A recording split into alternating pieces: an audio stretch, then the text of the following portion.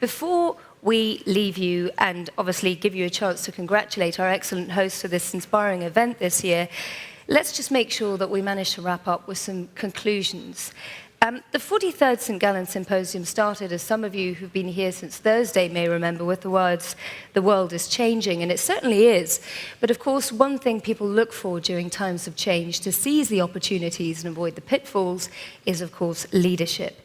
And leadership, as many of you well know here in this room, means taking bold decisions and also having the conviction to carry those decisions through and to see their consequences through as well.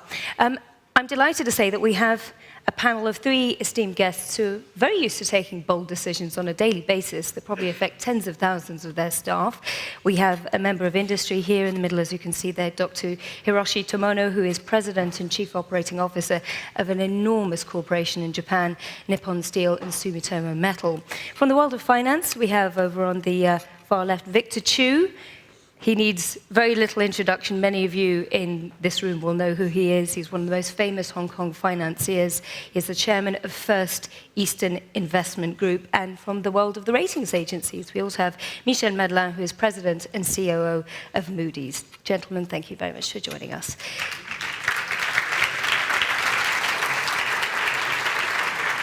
Now, before we start, I'd like to get the live voting out the way, because it'll certainly give us some food for thought.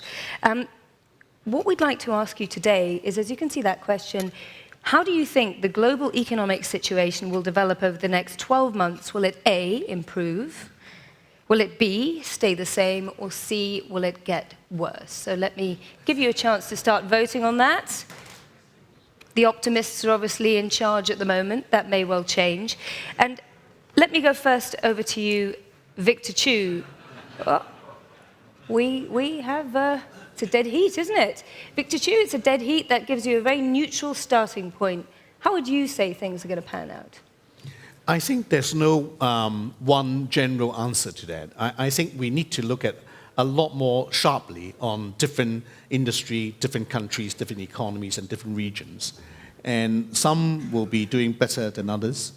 And some economies where both decision has been made, and for example, like Japan, the jury is still out though, whether the initial success will be sustainable. I think if the Abe government is able to complement its stimulus package with real fundamental economic structural reform, that will be very, very fundamental and refreshing for Japan.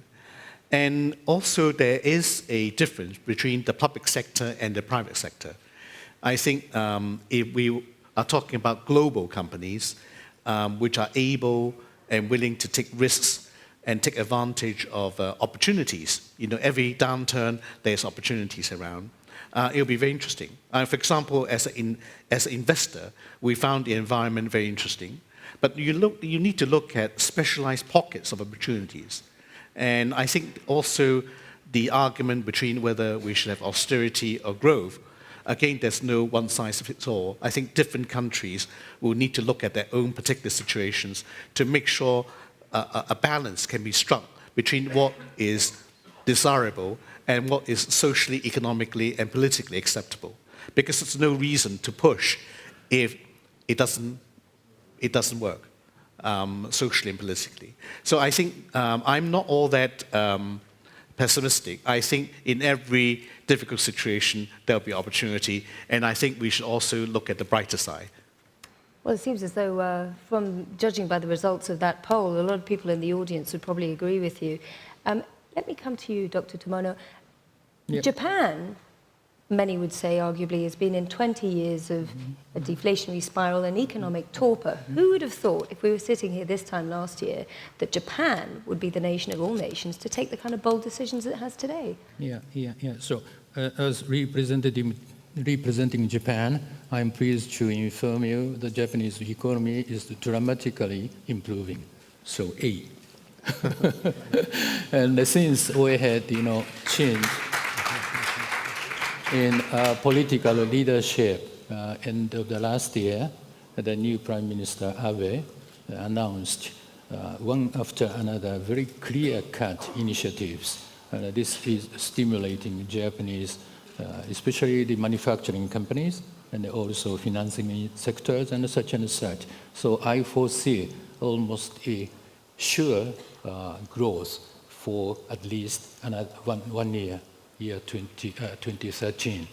One thing that we see time and time again, particularly here in Europe where we're sitting, is that it doesn't matter what economic policies you try and implement, it doesn't translate to real job growth.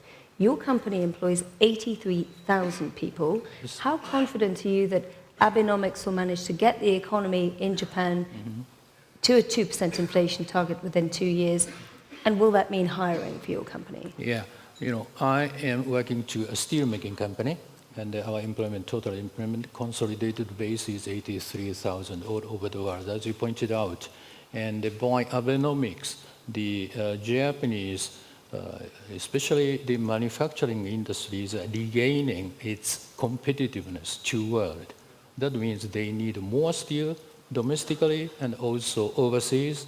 That means we have to run our capacity at full, and we have to hire some more new people to run our facility at scale, full scale, so that we could fulfill the demand increase, not only in Japan, but also abroad.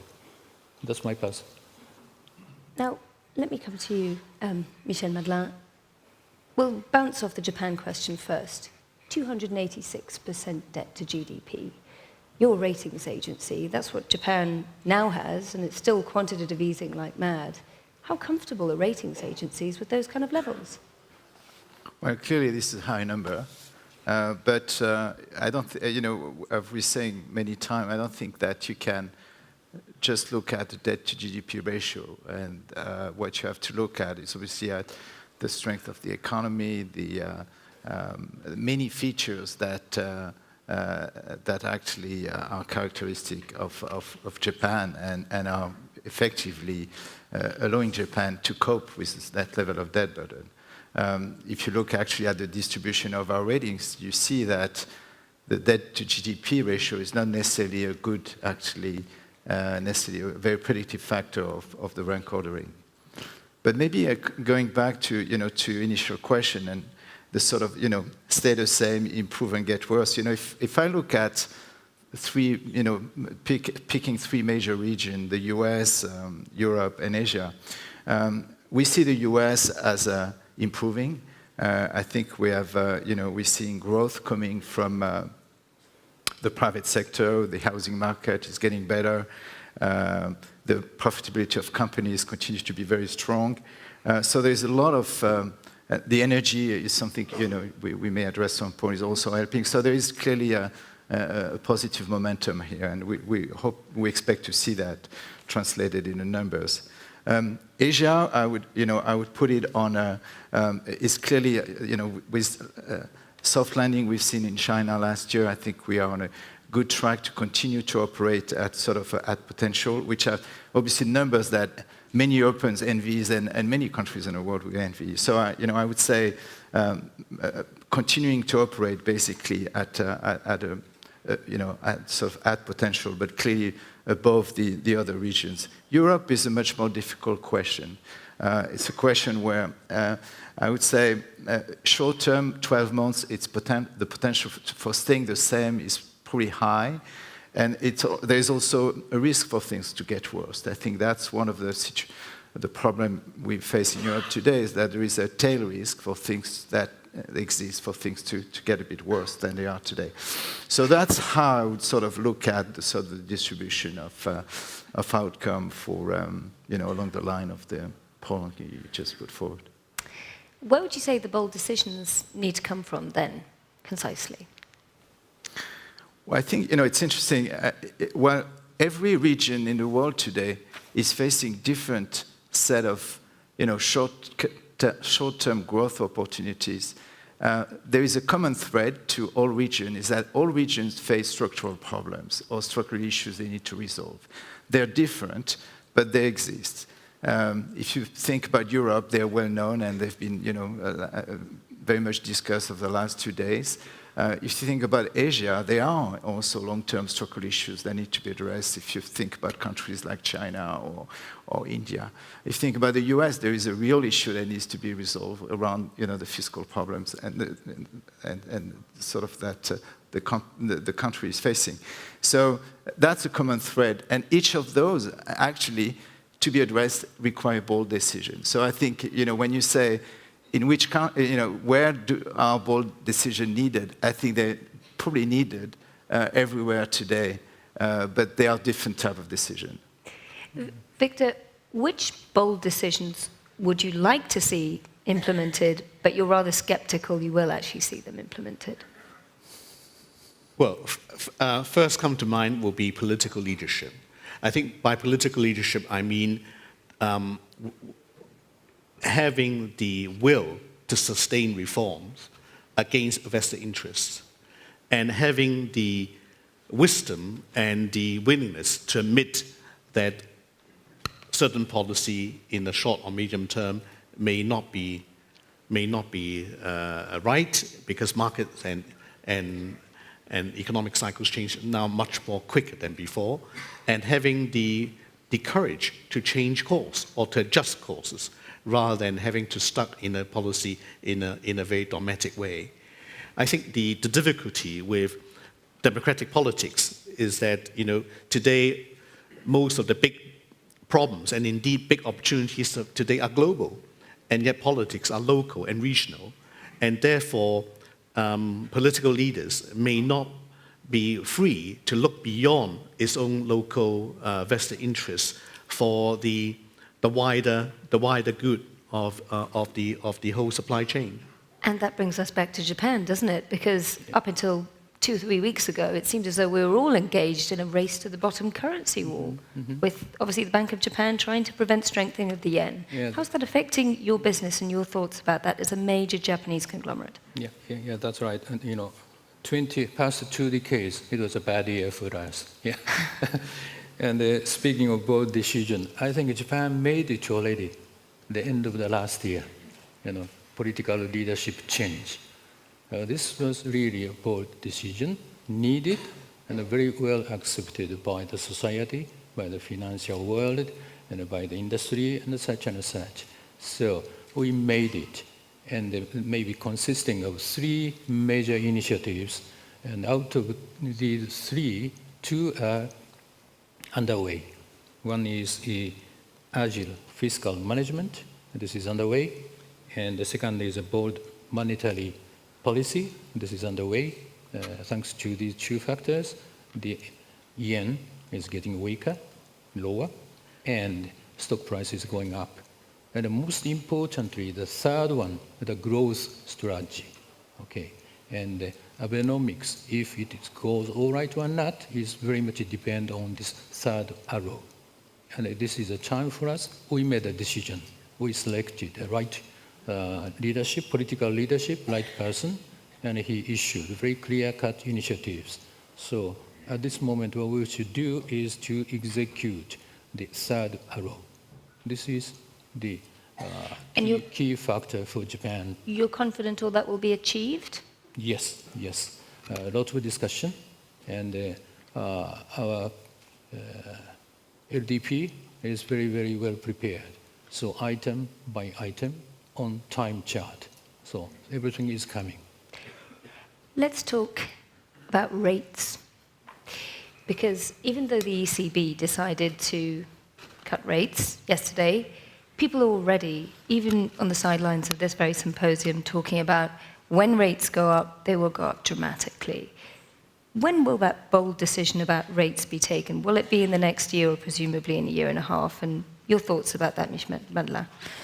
I don't think, I think there is, it's unlikely that rates will go up in that time horizon. I think there is too much incentive in place to continue to try to address the lack of growth and to continue to inject money into the economy to take such a decision at the moment. So I would not see that happening in the short term. But when that happens, that will be another bold decision that people here will have to be discussing this time next year, say. that will be painful. It may be, but I think the low rates are also painful. I think there's been many discussions, the panels we had over the last 2 days that have pointed to that.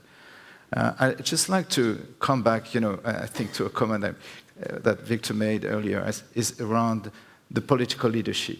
I think if you look at, and if you point to, in each region, and I think what happened in Japan is a good example of really, taking an important policy decision and asserting political leadership.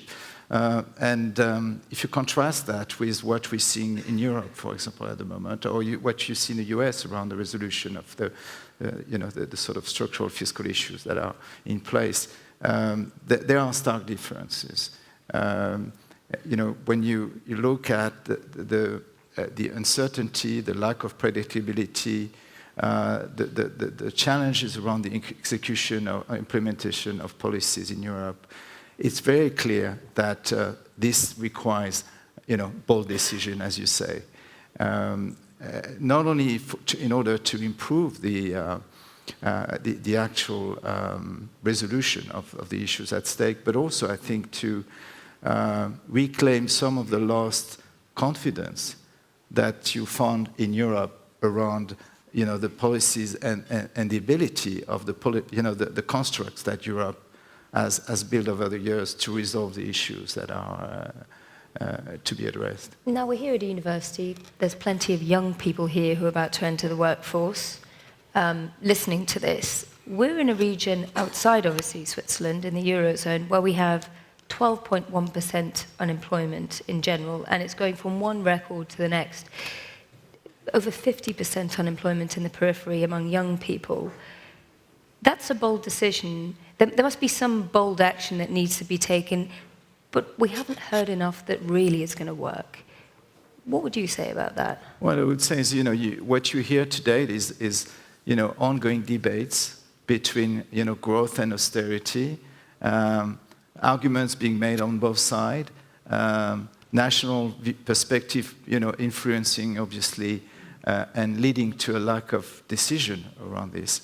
And I think, I agree with Victor that, every country has its own set of specific circumstances that may, require different policy options.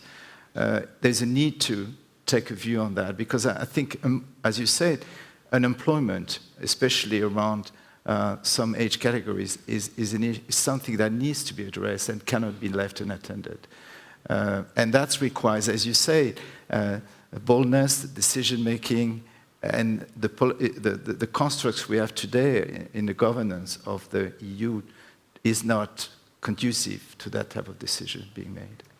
Austerity and Nina, can growth. I pitch in It's here? a straitjacket, not a decision-making point, is it? Can I choice. pitch in about jobs here? I think students here will have very little problem in finding jobs. But the backbone of Europeans' industrial economy is the small and medium enterprises. And in the whole discussion of the reform of the global banking and financial architecture, we've forgotten the small man on the street. Today, it's very difficult for banks to lend to the small man on the street. And they are the people, the mom and pop shops, that are creating jobs for the youth, apprenticeships, all that. And I think that is an area which we have to lobby much harder to get it right. Employment policy, as you're talking about, is absolutely one tool that's extremely effective. But also, when it comes to support for those small to medium-sized enterprises, we should be seeing more from the ECB, presumably, across the Eurozone. What more would you like to hear from the ECB in addition to what Mario Draghi had to say yesterday? I think there has to be a lot more investment in apprenticeships. There has to be probably partnership with the private sector to encourage more small businesses to start up. We have to encourage entrepreneurship to flourish because they are the potential employers. Dr. Tomono, you're a potential employer in Japan. Yes. What would you say to that? And if you were to look at the situation we have here in Europe, as the helm of a Japanese company, what would be your prescription? Yes, so to achieve reform Japanese society to an ideal future, there may be three events. initiatives, venture foundation. This is one point, to hire more people, younger people, entrepreneurship, to create new jobs. And the second one is quite important, the global leader. By making certain industry as a global leader, we could be most competitive, not in Japan, but worldwide. Then we could, for example, increase our capacity, production, then we could hire, not only in Japan, but all over the world. This is the way. And the third one is maybe a business restructuring to make each company stronger or competitive enough. In Japan, for example, there are some industries, so many competitive companies, a little bit small size or big size. So they're gonna integrate into one to become more strong or stronger in competition. By this, they can make more profit. That means they can hire more people. In that sense. I'm going to flip things around and put you on the spot here at the helm of a major Japanese corporation. Yes. Europe. The young people of this region need jobs. Would you invest at the moment in hiring more? Oh, yes. Yes. In Europe, you would? You'd commit money? You'd be confident about the framework and the outlook in this region to invest? We are confident, yes. Interesting. Now, speaking of young people and people who probably want to ask a question, I'm going to open things up for the floor. I just want to point out that Mr. Michel Madelain has a flight to catch, and he has to be out by the top of the hour. So I'm going to ask you to be brief and clear, please, with your statements and say where you are and who you are and where you're from. Thank you. There's one at the back here. Gentleman with the hand raised. If you can just wait for a microphone, we'll bring one to you.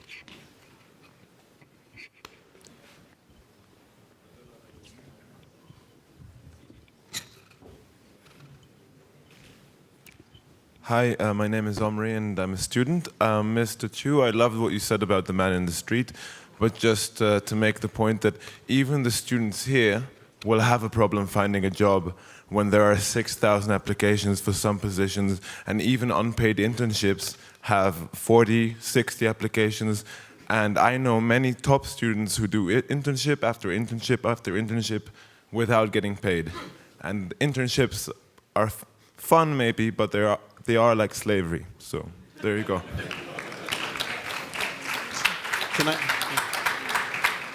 Can I make a suggestion? May I make a suggestion? And that is for students here to explore much wider field. Also look for internship and opportunities in the East, for example. Don't just restrict to your own borders, because today in the global environment, one has to try harder than the average person to get on top of the pile.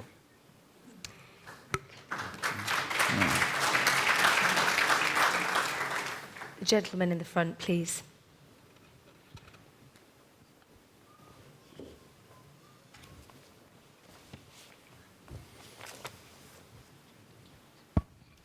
Thank you. Daniel Walker, formerly with the Swiss Foreign Ministry, now teaching occasionally here. The great thing about St. Gallen is that not only the young people, also the oldies like me get to ask very direct questions. This is a question especially for Monsieur Madelain. Full disclosure, there is research going on at this university who questions seriously whether the rating agencies, the three big ones, should rate countries. They asked, rating agencies know all about companies. They have microeconomists. Do they have the macroeconomists to rate countries? The research speaks of a rating trap. Once a country is at a certain level, let's say BBB, the rating becomes a self-fulfilling prophecy. Even if the country gets better, the perception is it's still in the trap. Your comment.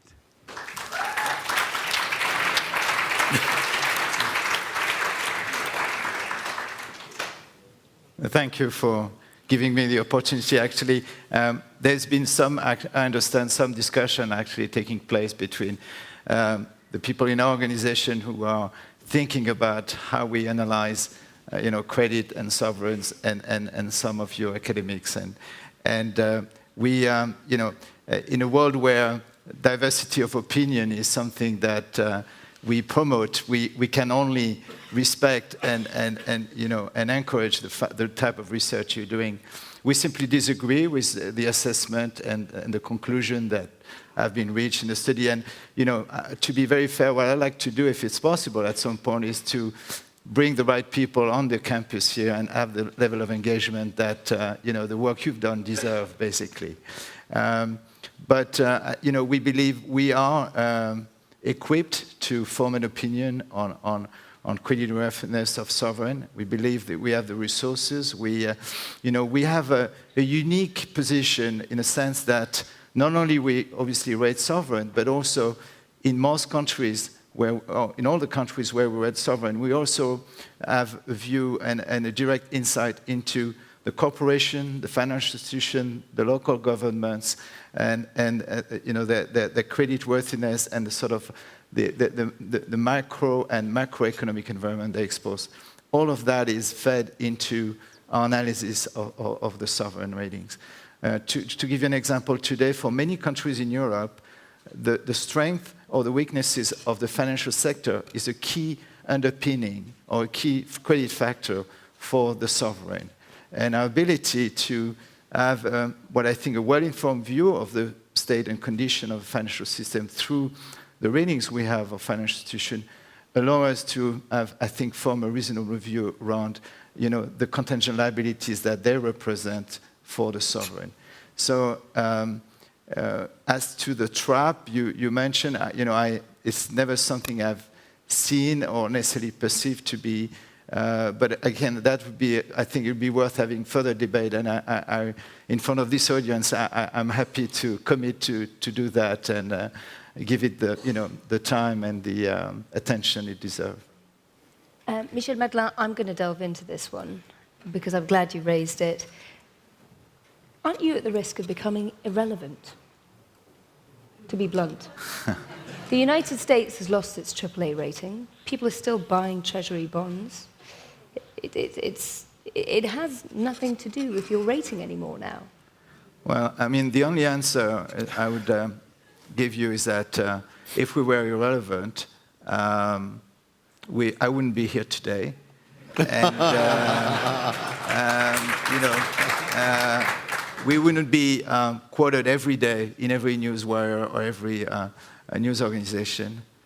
We would not be used by, and when I say used, I'm saying used as one source of insight by all global institutions, financial and asset manager, as well as a number of private investors. So I do believe we're relevant, and I can tell you we work very hard to remain relevant. And I see no evidence of what you just described. But that was evidence in itself, wasn't it, that kind of question? No, the fact that someone, that a lot of academics are paying attention to what we do and reach some conclusion about what we do, or even the fact that many market participants have a different view from the view we hold, doesn't make us irrelevant.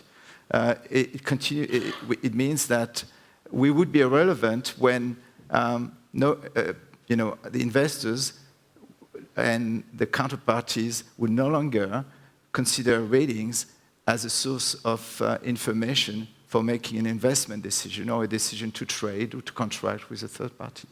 And the situation and reality is that they do make use of the services we provide, and that use continue to grow, continue to increase in emerging market and developing market. And we are challenged.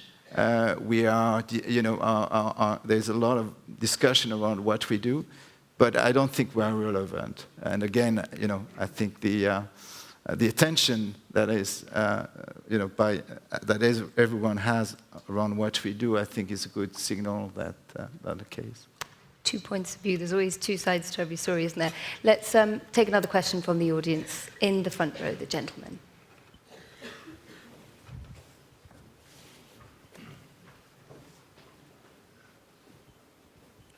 I'm Sudhir Jalan from India. I'd like to know from the panel, which 3 countries would you rate as the one with the highest potential over, say, the next 3-year time span?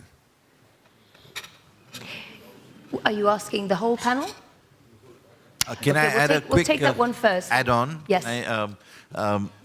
Just also, why was there no mention on Africa? We touched on America, we touched on Asia, we touched on Europe. I mean, I thought Africa was a great region. That's what the sense was of the last day and a half. We'll touch on that now. Right, can I start out with Victor? Can I clarify the question? Is it economically, politically, or generally? Economically. In the next 2 years. Yeah. I think if we're talking about courage and rewarding courage, I would say Japan has to be very, very interesting. Now, obviously, as I mentioned,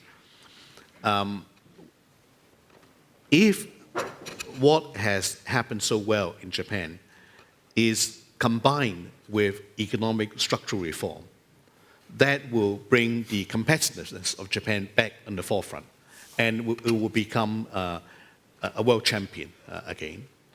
I also like China and India, and the reason is, if we're talking about leadership, now obviously the new leadership has only been in place since September. It's early days, but from what I know about this new group of leaders, they are the best that China has been able to produce. They all have real track record.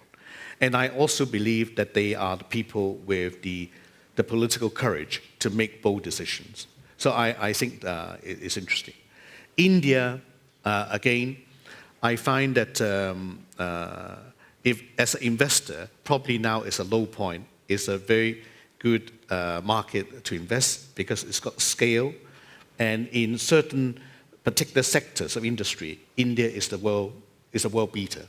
So my bet will be, unfortunately, all Asia, Japan, China, India, for the next 2 years. Yeah. How the world has changed. Dr. Tomono, you obviously invest as a corporation. So thank you very much pointing out Japan as number 1. And I'm sure Japan as the first one, and then maybe ASEAN countries will follow. Yeah, and Japan, we suffered almost 2 decades, and we are for sure coming back. And during that 2 decades, we gave a very negative impact for the world economy. This is changing.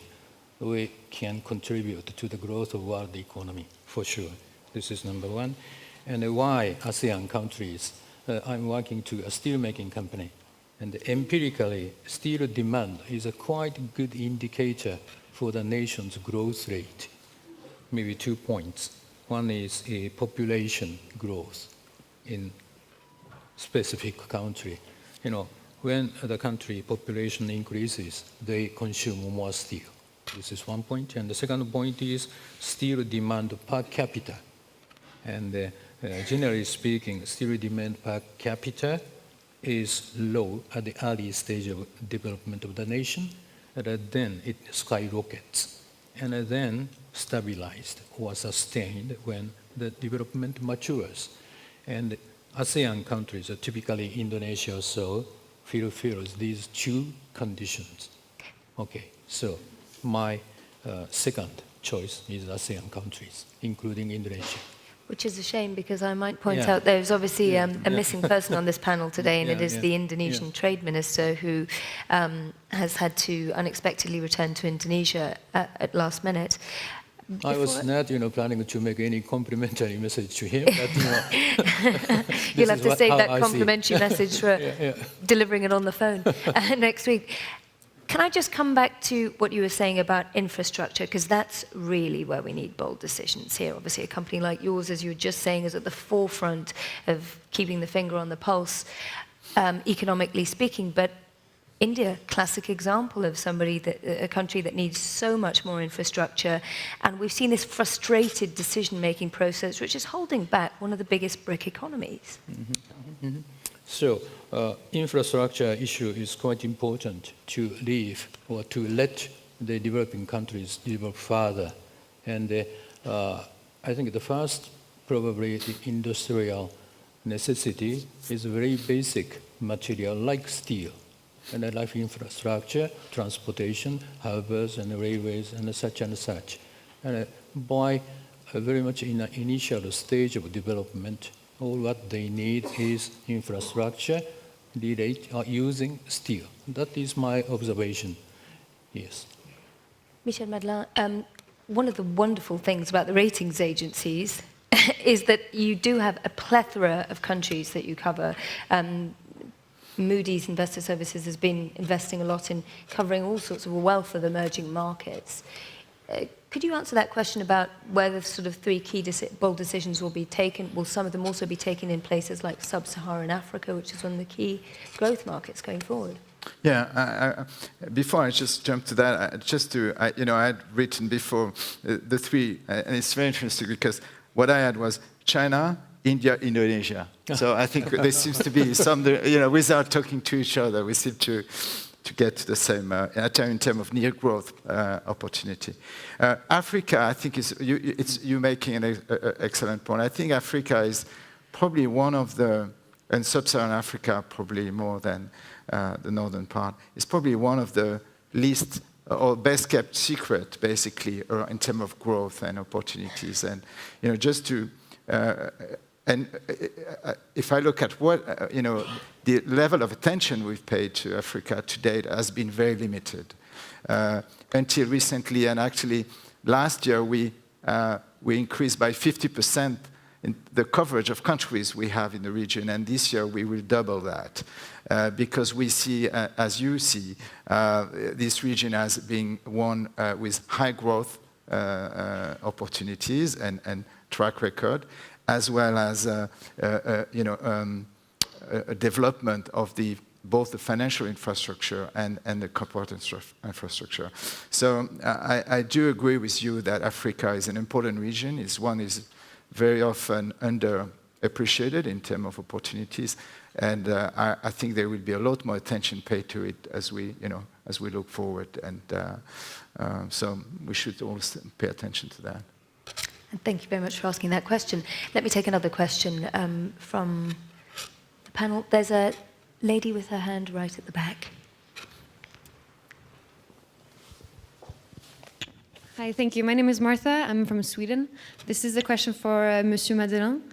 Could you please juxtapose your organization to the theme of this year's symposium, Rewarding Courage? Both historically, if your organization has rewarded courage, if it is rewarding courage, and if it will rewarding courage going forward. Thank you. Okay, and can we take a second question from this gentleman here with the bow tie at the front?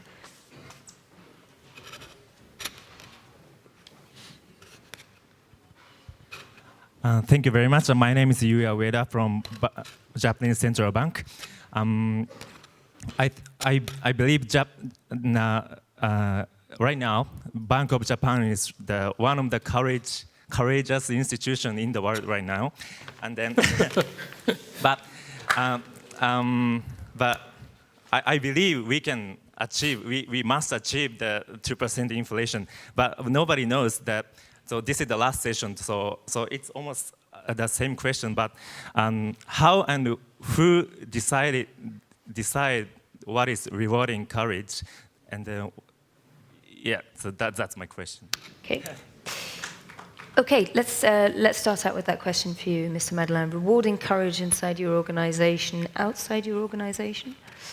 Well, I think for us, the courage, I associate the courage with the willingness and the ability to stand up to our opinions and to provide opinion, even though they could be controversial, adversarial, or have negative implication for our organization or the people who work in our organization. For those of you who work in the media world or work in the world of opinion, you know that expressing your opinion is something that requires courage. That's something we encourage. It's we want our analysts to be able to stand and stand up and provide an independent but fully informed assessment of credit risk. And over the last 5 years, I can tell you that sometimes it does require courage. And I think the people who work in our organization, as well as I think in others, have demonstrated that they can stand up to the pressure they're under. And it's not an easy job, and that's how they demonstrate the courage. But for those who don't work in the credit ratings business, like, for instance, myself, from the outside looking in, it has come across over the last few years as though credit ratings agencies, some might say, were behind the trend, then came under enormous pressure to get before the trend, and then ended up almost before the bus, if you like, and it hit them in the face. What was it actually like going through all that, and have we completely got that wrong as the media and the investment community? Well, I think if one measure of whether we are in front or behind the bus is if you look at our market, our pricing risk, and how we are assessing risk. And what you see is that in many instances, the markets continue to be more pessimistic than we are in terms of assessing the risk that sovereign represent. So the criticism that we've been extreme is probably not supported by that evidence. It's difficult. It's difficult to be right. You can be too early, you can be too late, you can be criticized in both instances. I think that again, what we try to do is to be disciplined in our approach, to stand by a set of methodologies, analytics, and to make sure that the opinion we have is the opinion that is presented to the marketplace. Okay. Dr. Tomono, rewarding courage in your institution, as that gentleman was just saying. And maybe. How are you going about it? What are you going to do? So, first of all, I would like to thank you very much for Bank of Japan for a bold and very courageous policy making, and we are enjoying and fully supportive. And maybe answering to your question, how and who, only the history could prove. That is my answer. It's not easy. And always, long term, we have to think of long term, not the short term. We do, and I'm sure Japan is painfully aware of that after 20 years of inflation. Let's take a question from the gentleman in the white shirt and tie in the front. We'll just bring a microphone to you. It's just coming behind. Thanks. Sorry, you. My name is Attila Csika, and I am from Hungary. And I am asking the question that just a few years ago, at similar meetings, Central and Eastern Europe and Russia were in the focus of discussion. Here, during the 2 days, there were no words about this region. Would you comment on that? Personally, I'm extremely fascinated that you asked that question. Central and Eastern Europe, we haven't addressed it. It's true. And Central and Eastern Europe, for the rest of the European Union, is quite an interesting front. There's a lot going on there. Hotbed of nationalism in some countries. We've got countries like Poland, whose economy is doing extremely well, but it's now having to take up the euro at some point, it'll have to. Michel Madelain, your thoughts on Central and Eastern Europe, because there really are some bold decisions that need to be taken in Brussels in that region, and also in that region as a whole. It's interesting you made that comment, because during lunchtime I made exactly that comment. I say it's very interesting. There's been very little discussion. Actually, I didn't know you were. I said there seems to be very few participant, actually, and I may be wrong, but that's the impression I had. You're right, this is a very important region. A lot of things are happening in that region. There are a lot of linkage between part of that region with Western Europe. A lot of financial institutions in that region are actually connected to Western Europe, and therefore, the sort of there are transmission mechanisms of the crisis that are actually reaching out to that region. Russia has also a set of dynamics that are very specific, but that can be also same issues around growth, in terms also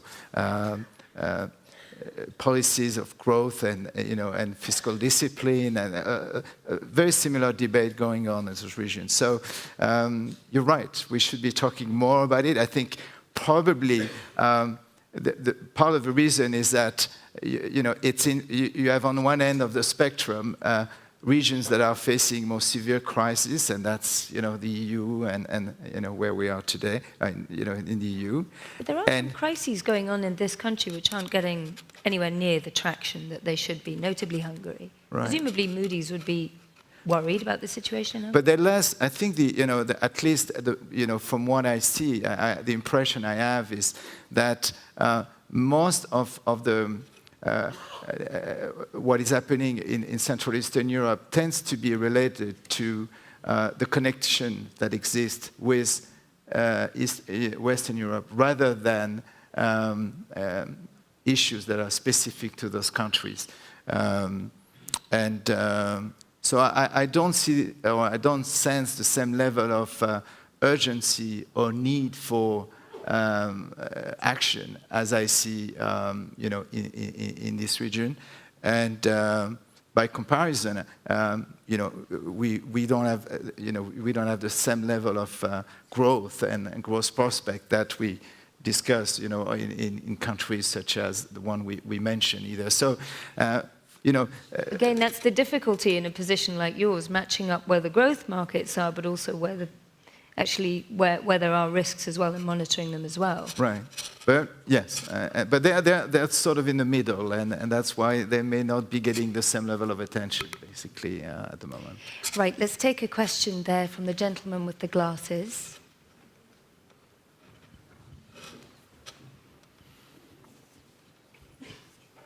Hello, I'm going to make the same question about Latin America because it's exactly the same question. I'm sorry, we couldn't hear you at the front. Could you speak up? Yes, we are going to make the same question about Latin America because we have been listening a lot about Asia and Europe and how Europe is not that well, and how it is not improving in the next few years, and Latin America is not doing that bad. Do you think that there is some economic possibilities in that region for the next 2 years? And in that sense, would Asian markets, for example, be interested in Latin American markets? Victor, let me ask you to take that one. Yes. Well, we are maximum bullish on Latin America. Obviously, today with the constraint of time, we couldn't cover all the big economies. I think it's also very interesting now that the BRICS countries are also looking at forming their own development bank. That will encourage a lot of cross-regional direct investments, and that will bring Latin America much closer to the growth drivers of Asia as well. So I'm maximum bullish too. And of course, we love football. From our part of the world, and then that's the mecca of the sport. Yeah. Dr. Tomono, Yes. Yep. Obviously there's huge links between Brazil and Japan and your company. Yes.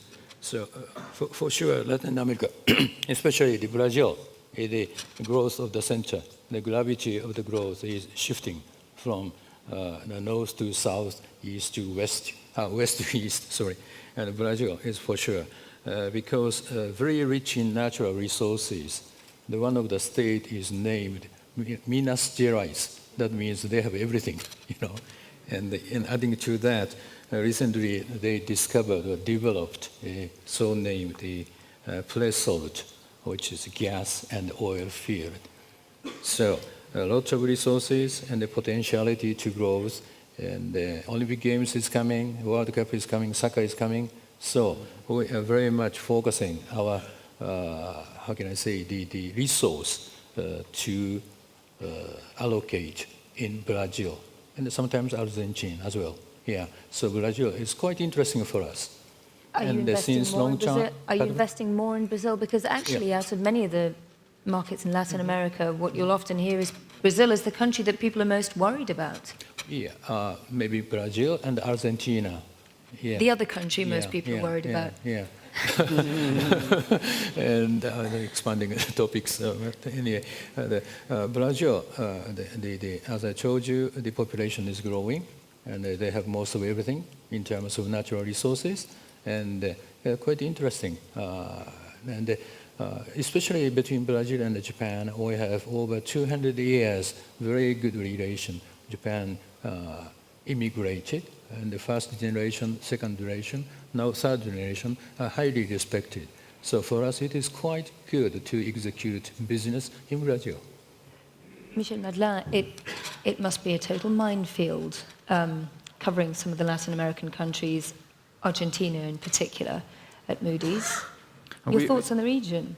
I mean, I agree, and I think the fact we didn't discuss that was not a question of a lack of attention. I think Latin America has mid-single-digit growth rate. It's which is again quite remarkable in the environment we are today. It's very much. We see a lot of same characteristic we see with what is going on in Asia in terms of demographic, the support from commodities, the investment are ongoing. So, no, it's a very attractive region, and I think that we'll continue to see that playing out. Argentina is clearly in a very specific situation, which is again linked to some legacy issues and a political system that has to come to grip with a lot of economic issues. But if you take a broader look at the region, it's very you should be optimistic. And I think from reading at this, it should really be on the top of the chart here. Right. Well, it's overwhelmingly positive for the moment. It hasn't moved, so that does give us some food for thought about how people view things over the next 12 months. I'm sure that would give a very different result if you asked them of the context of emerging markets and high growth markets. It might be even more positive. Let's take another question from the gentleman there in the back and the lady in the front, and then we'll have to close things up. Could you raise your hands again so they can find you? Thanks. Yes, I am Jonah from Zurich. I'm studying in Zurich. I have a rather general question about the rating company that you're working for.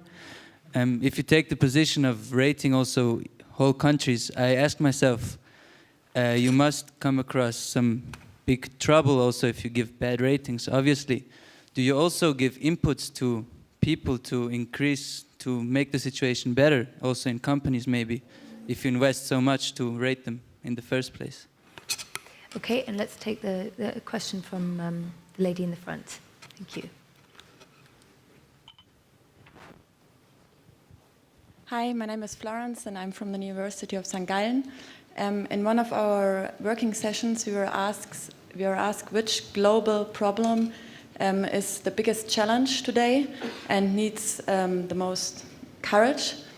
In this working session, the answer was the majority said it's climate change. I would like to ask the same question to you, if you agree, or what do you think is the biggest challenge and which needs courage? And then how, if it is climate change or apart from that, how would you adjust the economic outlook, taking this into account with the climate goal of 2% increase? Which are the three countries with most economic prospects within the next 2 years? The first question that was asked in the beginning. Finally, what I want to get at is, can China grow at the same growth if you take this climate goal into account? Okay. Dr. Tomono, Japan has been at the epicenter of the Kyoto talks. You are at the helm of one of the largest manufacturing companies. Yes. Climate change, how far up is it in your agenda? Also, climate change? Climate change. Is that a biggie for you? I would have thought so as a steel company. So, what climate change in terms of, greenhouse gas? Is that one of the things that you think people need to make key decisions on, as that lady was asking before? I couldn't get her question very well and couldn't hear very well. Yes, sir. Yes, sir. My first question was, what do you think is the biggest challenge? What needs courage?